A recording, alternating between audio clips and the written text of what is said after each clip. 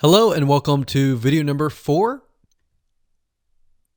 In this video, we're going to talk about your title and your description.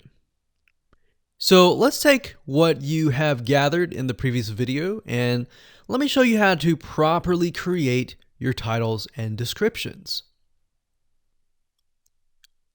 So when it comes to creating titles and descriptions, we simply need to do what we did in the previous videos, which was the competitive research.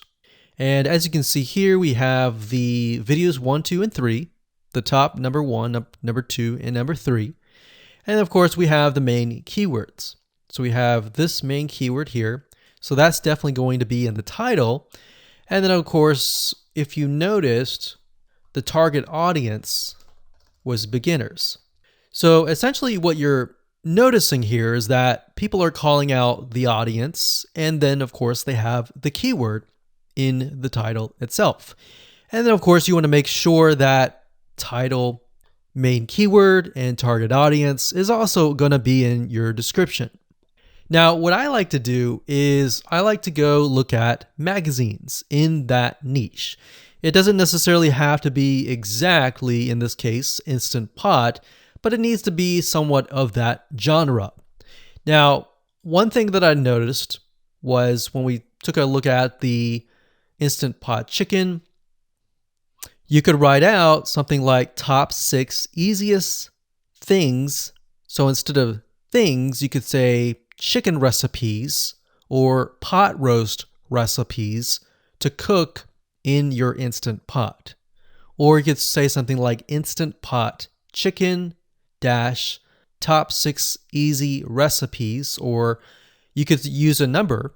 People like numbers, especially knowing that somebody gets an Instant Pot for the sake of saving time. You could say top 6 easy chicken recipes that take less than 30 minutes. Now obviously that's a little bit long, so let's head on over to Google here. So like I said, I like to use magazines. Magazines do a great job in creating titles. So as you can see here, I typed in Instant Pot magazine, and to the right, you'll notice that there's Instant Pot all-time recipes. So let's just go ahead and open that in a brand new window, like so.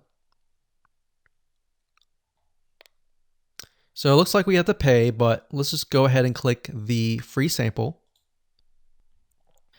So we can see Instant Pot's all-time best recipes. So you could do something like all-time best chicken recipes, or Instant Pot dash all-time best chicken recipes, or all-time best chicken Instant Pot recipes. So obviously here we're not going to copy word for word because that's plagiarism, but we're going to use something different. We're going to tweak it around. What we're looking here is for headlines. So let's go back here. So it says everyday Instant Pot, 115 delicious, family friendly pressure cooker.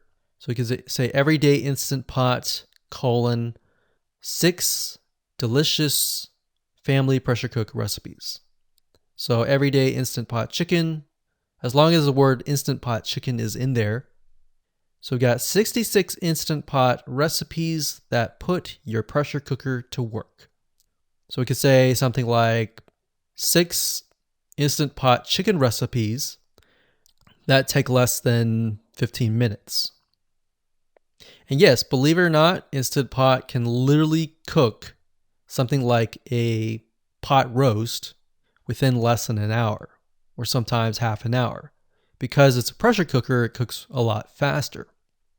So that's what I like to do, is I like to take a look at magazines. So it doesn't necessarily have to be Instant Pot in this example. It can be another food magazine.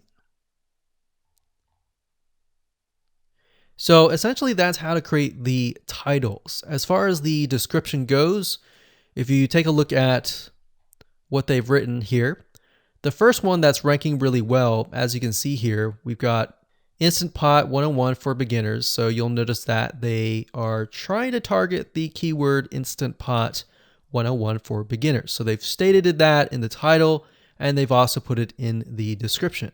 So it says everything you need to know about how to use the Instant Pot in a beginner Instant Pot recipe. So notice that they use the keyword beginner Instant Pot twice. And then, of course, they got Instant Pot hacks, Instant Pot yogurt. And what they're essentially doing here is they're linking to other related videos. Now, Google's smart enough and YouTube's smart enough to have an algorithm to read the description and think, okay, they've got other videos that they've created that are related to Instant Pot. This video must be good, or this channel must have a lot of relevant information. So we're going to rank it a little bit higher because it's going to give people what they want to see. So now we look down here, it says Instant Pot Chicken. So this is the lady who is ranking really high on Instant Pot, but also Instant Pot Chicken. So it says cook with me as I try a new recipe with my Instant Pot. So we can see the keyword Instant Pot here. And as you can see, the description is really written for the user, but it contains the keywords that are necessary.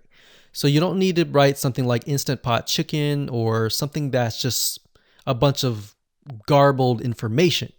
You want to make sure that the title and the description attract people first and foremost, and then embed the keywords within. So the third one, we got top 6 easiest things to cook in your Instant Pot, perfect for beginners. So it says, today I'm sharing with you the 6 easiest things to cook in your Instant Pot. So you can see here, the title is here, but the title is also in the description. It says, now these are perfect if you are just starting out or even had the Instant Pot for a while. So you can see the keywords that are embedded, but it's really written for the user.